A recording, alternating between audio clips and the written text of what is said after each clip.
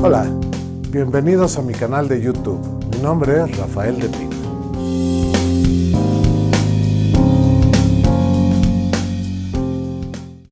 Mi objetivo es motivarte a que hagas cambios en tu vida para ser más feliz. Hoy vamos a hablar con Olga de Pina respecto al tema de desapariciones. Bienvenida, Olga. Hola, buenas tardes. Buenas tardes. Oye, ¿nos podrías hablar un poco de ti, de tu experiencia en el tema? Sí, pues yo soy abogada, soy licenciada en Derecho por la Universidad de las Américas, soy maestra en Derechos Humanos y Democracia por la Facultad Latinoamericana de Ciencias Sociales, México. Soy defensora de derechos humanos, también soy consultora, soy especialista en temas de derecho penal, en especial de crímenes complejos, y me he enfocado a trabajar principalmente desapariciones y violencia de género. Hace unos 6 años que acompaño familias de personas desaparecidas, pues en los procesos de investigación que se llevan en distintas fiscalías, también en procesos de búsqueda, le llamamos, ¿no? de sus hijos e hijas que han desaparecido, pero también soy asesora de algunas fiscalías en materia de desaparición y también soy capacitadora en el mismo tema, tanto del sector público como del sector privado. Oye, ¿cuál es el estado en México de este tema de desapariciones? ¿Es tan grave como parece? Pues es un tema muy grave por dos cosas, ¿no? Una es, numéricamente ya es muy grave. Tenemos un total de 85,000 desaparecidos y desaparecidas. Esto un poco para dimensionar, puede que no parezca un número grande, ¿no? Pero para dimensionar un poco lo curioso, lo grave, lo doloroso, lo complejo de estas desapariciones es que suceden en democracia, ¿no? La desaparición es un crimen que se suele dar en dictaduras. Para dimensionar un poco, las dictaduras del Cono Sur, Argentina, Chile, tuvieron 30,000 y 20,000 desaparecidos. Wow. Nosotros tenemos 85,000 personas desaparecidas en una democracia. Eso es muy grave. Una, y dos, que es una cuestión que no se ha terminado, ¿no? O sea, ya teníamos algunas desapariciones de la Guerra Sucia, del periodo de la Guerra Sucia. A partir de 2006, con la militarización de la seguridad pública, empiezan a haber desapariciones forzadas. Forzadas es cuando las comete un agente del Estado, un policía, un militar, un marino, y aparte tenemos desapariciones cometidas por particulares, que son cuando las cometen principalmente los grupos de la delincuencia organizada. Pero no solo los grupos de la delincuencia organizada, lamentablemente ahora estamos viendo dinámicas muy complicadas, ¿no? Donde personas comunes desaparecen a otra porque ya se volvió una forma de deshacerse de evidencia sobre ciertos crímenes, ¿no? Es muy grave porque además tenemos muy pocos avances en materia de justicia. Tenemos 85,000 desaparecidos y desaparecidas. Digamos que esas también comprenden las de la Guerra Sucia, pero tenemos muy pocas investigaciones y muchas menos sentencias. En todo el país hay 35 sentencias por desaparición. El embudo es increíble, o sea, hay una impunidad asociada a las desapariciones que consideramos que es uno de los factores que ocasionan que no se pueda terminar con esta práctica, porque el Estado no ha tomado medidas adecuadas, ¿no?, para investigar a las desapariciones y sobre todo para buscar a las personas desaparecidas. Y todos los sitios que hay en búsqueda, o sea, que se han localizado además lamentablemente muertos en fosas clandestinas, son por investigaciones que han realizado las propias madres de los desaparecidos, no el Estado. Son las madres que se van y ponen a investigar y hablan y encuentran estos lugares. En otras ocasiones les han hecho llegar información anónima, ¿no? Pero hay unos resultados muy, muy, muy pobres en términos de justicia. Bueno, eso es entendible un poco porque si son desapariciones de Estado, lo que menos le interesa al Estado es que se resuelvan ese tipo de crímenes, supongo. Pero de alguna forma, aunque sea cosmética o aunque sea por cuestión política, sí se atiende a las víctimas o a los familiares de las víctimas. ¿Es así? Mira, evidentemente las forzadas siempre el problema va a ser que el Estado no se va a investigar a sí mismo, ¿no? O sea, ese es un un gran dilema siempre, ¿no? En los estados donde ha habido investigación de las desapariciones, pasa cuando acaban las dictaduras, llega el régimen democrático y ya se investiga para atrás, ¿no? Aquí actualmente hay una falla, hay cierta atención a víctimas, o sea, hay cierta atención porque también las víctimas son un movimiento muy movilizado que no ha quitado el dedo del renglón desde el presidente Felipe Calderón a la fecha, ¿no? O sea, no han quitado el dedo del renglón en muchos temas, en temas de investigación, pero también en términos de apoyos, de leyes, ¿no? De reglamentos, todas las cosas que se han necesitado para mejorar son un movimiento muy organizado, muy movilizado y también muy desesperado. Hay cierta atención, pero esta atención se queda corta al lado de lo que está pasando, ¿no? Lo que hay que entender es que la desaparición es un crimen tan grave, o sea, desestructura familias enteras porque a nivel emocional es muy duro porque no sabes si tu hijo está vivo o muerto. Eso genera una cosa a nivel emocional muy terrible, una incertidumbre muy, muy grave, pero además las consecuencias de una desaparición, la que tiene una desaparición, por lo general la mamá, pero también las esposas, las hermanas, se vuelcan completamente a buscar al familiar desaparecido y dejan abandonado el núcleo familiar. Hay un empobrecimiento de la familia porque todo el dinero se va a buscar, a tratar de buscar, ¿no? Muchas tienen que venir de los estados aquí, a la Fiscalía General a que les escuchen, a que les revisen sus casos, pues se va gastando muchísimo dinero, se hace una cuestión muy, muy, muy compleja. Entonces hay atención, pero no la suficiente, ¿no? O sea, durante muchos años se han creado cosas, fiscalías especializadas, ahora comisiones de búsqueda, hay un registro de desaparecidos, hay protocolos, hay leyes, pero no vemos que esto tenga resultados, ¿no? El índice de localización es muy bajo, como te digo, la justicia es inexistente y las necesidades de las víctimas pues van cada vez peor, o sea, va empeorando su situación con los años y no hay medidas suficientes tampoco de apoyo para todas estas personas. Es una cuestión ideológica del Estado, porque si estamos hablando que empezó este tema a ser grave cuando estaba el PAN, luego siguió el PRI y ahora tenemos a Morena, ¿no ha habido ningún cambio para mejorar con ninguno de esos regímenes? Yo creo que es un problema que Calderón era muy difícil que lo atendiera porque él lo provocó, ¿no? O sea, ahí hay una cosa clara de decir yo no le voy a mover a esto, porque además en esa época sí las desapariciones están más marcadas a la estrategia, más ligadas a la estrategia de militarización. No todas cometidas por militares, pero sí muchas cometidas por policías estatales, pero en lugares donde había el mando militar en estos operativos conjuntos que se hicieron. Luego a Peña le pasa una cosa terrible, a Peña le pasa Ayotzinapa, ¿no? Es un caso que suena todas las alarmas internacionales porque además es un caso de desaparición forzada clásica, ¿no? Donde sí había un tema incluso de estigmatización muy fuerte hacia las víctimas y creo que eso, o sea, genera una coyuntura para que se apruebe la ley general en la materia, la ley general en materia de desapariciones que venían familias del norte del país pidiendo años atrás, ¿no? Y ahora hay algunas cosas que ha hecho este gobierno, pero lo que me parece que tienen en común es que nadie acaba de entender lo grave, ¿no? Lo grave de la situación y dos, que estos esfuerzos chiquitos no nos van a servir de nada. Un poco el chiste que hay que entender ahorita es que tienes 85,000. Si tú no haces nada para tratar para que dejen de suceder las desapariciones, ese es un punto urgente, ese número va a crecer y crecer y crecer y crecer y nunca vas a tener capacidad. Nunca, porque tú vas creando un sistema, ahorita comisiones de búsqueda, que no, a diferencia de las de otros países, la de Colombia, por ejemplo, la de Colombia tiene un número determinado de víctimas por un periodo. La de aquí no, atiende casos de la guerra sucia y atiende casos que sucedieron ayer. Y entonces, cuando tú como funcionario ves que tu número crece y crece y crece, dices, no voy a acabar nunca, ¿no? Entonces hay que entender que uno de los primeros pasos hay que ver por qué, cómo las paramos, porque si siguen sucediendo desapariciones, no van a ser, de por sí no son manejables.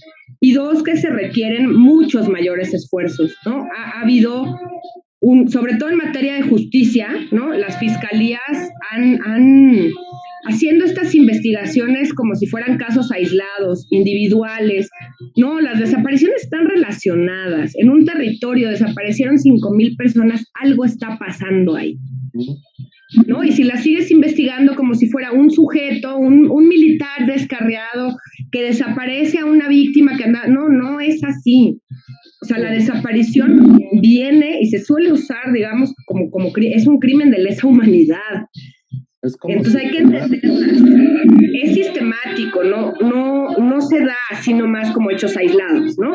Ahora lo que estamos viendo, que es muy terrible, ¿no? Es que, por ejemplo, muchas desapariciones de mujeres, en especial de mujeres que son más un contexto de violencia de género, lo que estamos viendo es que, por ejemplo, los feminicidas replican los métodos y están enterrando a las mujeres para que no sean localizadas, y eso te hace mucho más complejo el escenario, ¿no? Ya la desaparición más bien se extendió como un método de deshacerte de una evidencia en algunos casos, porque además ahí hay que entender que no todos puede ser búsqueda de fosas. Hay mucha información que dice que muchas de estas personas están vivas, que pudieron haber sido reclutadas forzadamente por grupos de la delincuencia organizada y que están trabajando como sicarios forzados. Están en trata, explotación sexual, pero también con otros fines.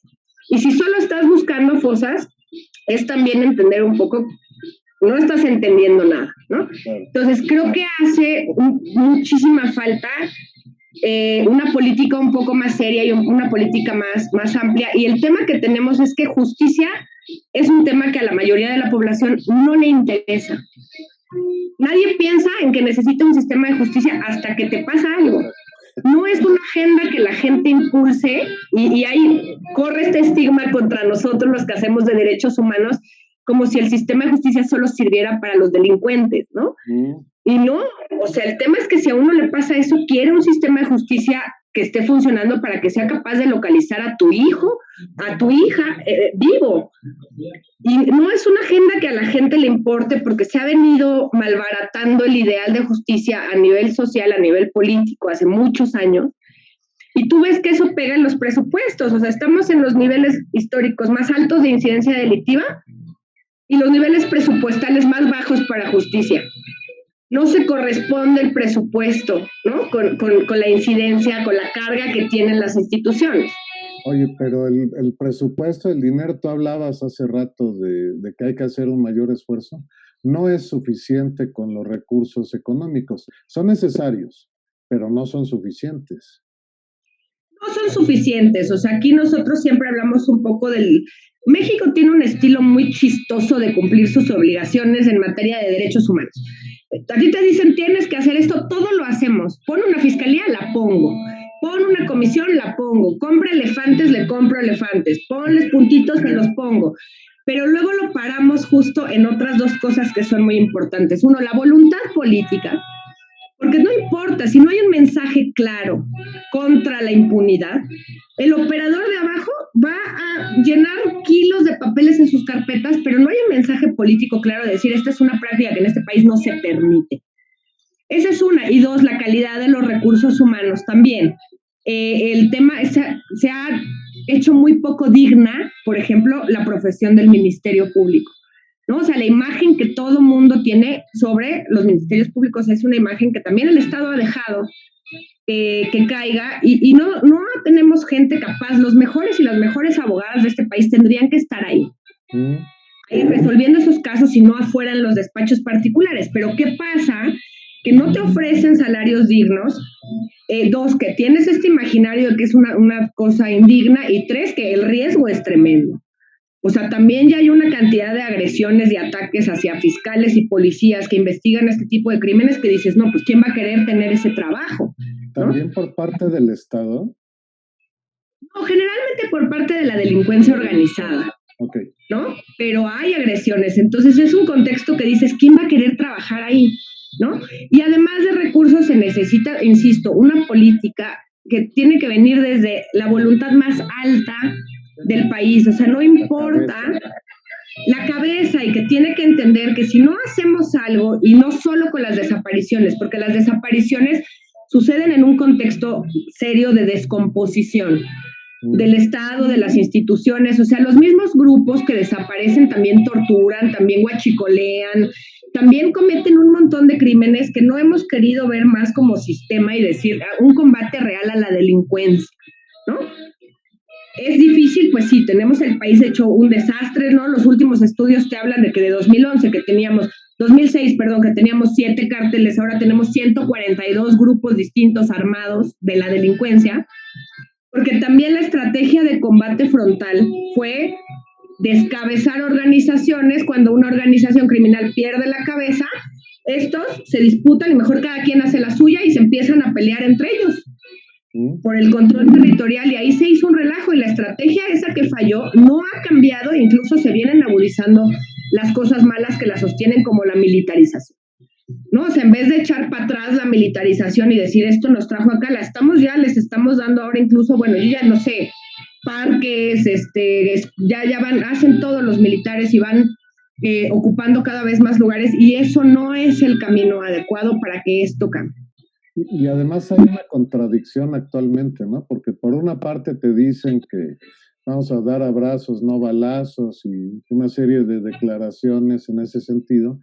Y por otro lado, la realidad es que seguimos militarizando todas las actividades del país, aparentemente.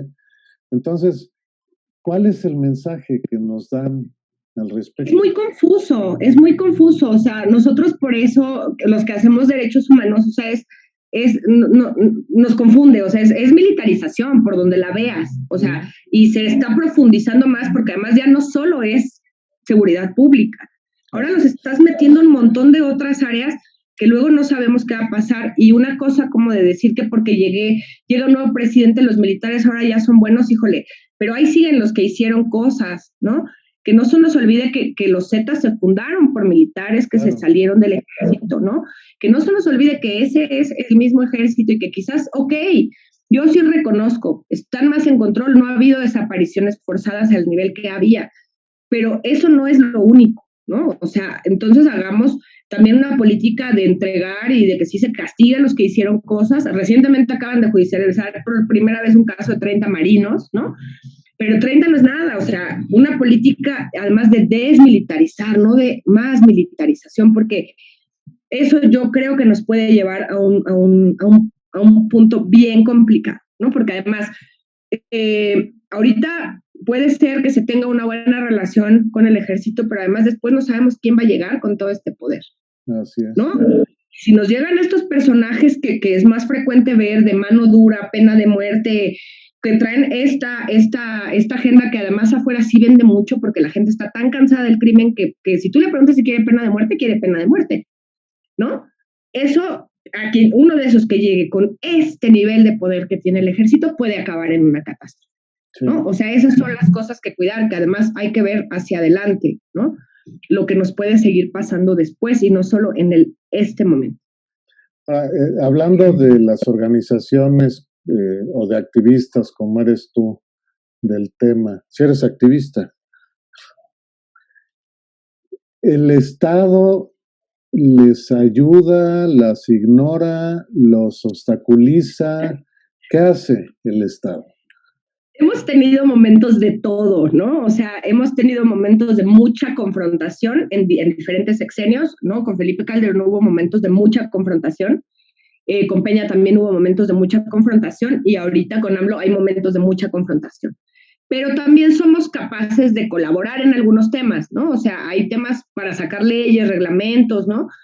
Pero sí han habido momentos confrontativos. Ahorita hay uno muy particular, ¿no? Porque nos meten, digamos, a todos los defensores de derechos humanos, ¿no? En una misma canasta, diciendo que a todos nos pagan en Estados Unidos y que tenemos una agenda conservadora, y que impulsamos intereses contrarios al Estado. Híjole, pues es que defender derechos humanos muchas veces pues significa decirle al Estado no estás cumpliendo tus obligaciones. Este es nuestro trabajo.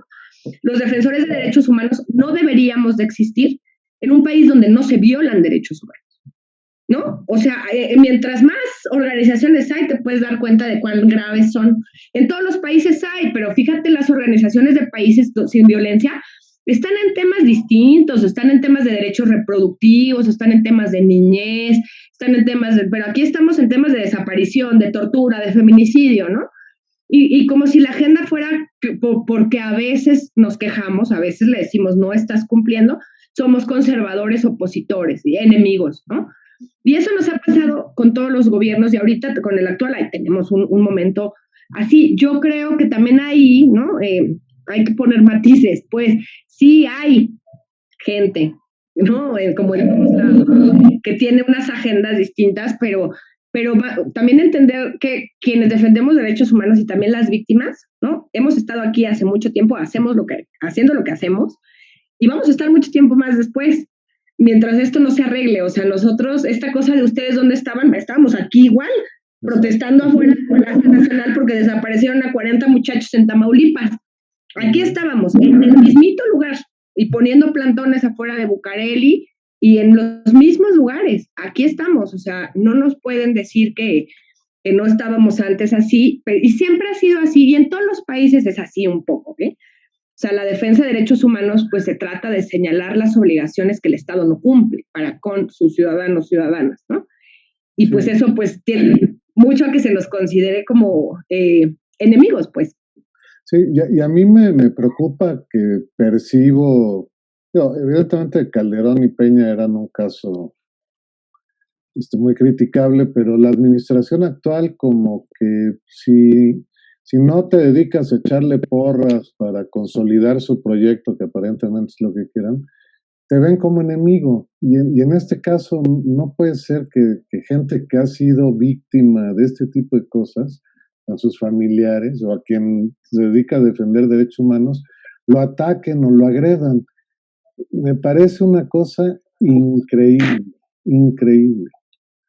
Sí, a nosotros nos parece increíble, la verdad, y una de las cosas que te puedo decir con mucha seguridad que no nos esperábamos, ¿no? O sea, tampoco nos esperábamos, porque también hay gente, o sea, tampoco nos esperábamos un trato especial, ¿no?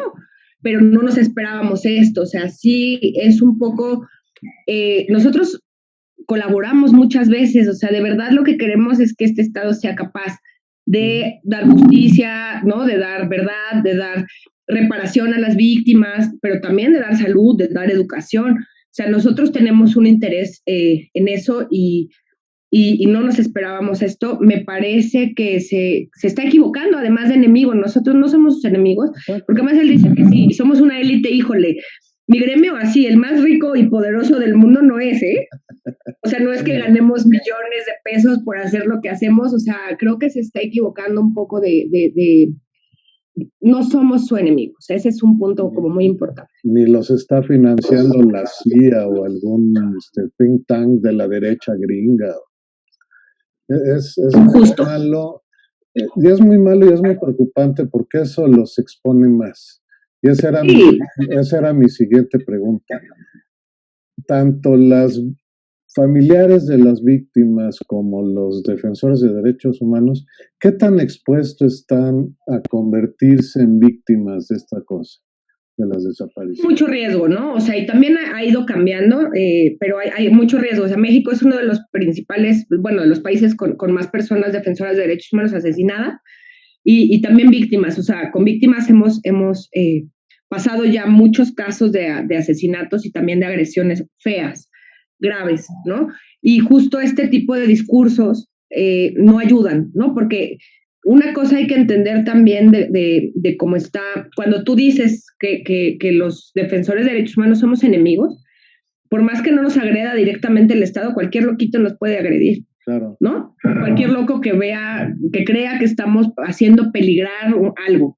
Entonces nos pone en mucho riesgo y este país pues no es capaz de darle seguridad a casi nadie, menos a las personas que estamos siempre en situaciones de riesgo porque estamos trabajando temas difíciles. Sobre todo las víctimas siempre están en lugares complicados, donde hay, pues son lugares donde, los lugares donde hay fosas, pues no son lugares tranquilos, ¿no? Con parquecitos. Y se generan como un montón de riesgos. El simple descrédito de nuestra labor, ¿no? Ya genera una imagen pública sobre nosotros que es bastante peligrosa, ¿no? para la integridad de muchos compañeros. Yo no me refiero a mí porque yo soy de las privilegiadas que están en la Ciudad de México, pero yo tengo muchos compañeros defensores que están en terreno, o sea, están en Guerrero, están en Tamaulipas, están en Coahuila, están en Chihuahua, en mero terreno. Ellos son los que suelen estar todavía muchísimo más riesgo que la gente que estamos aquí, ¿no?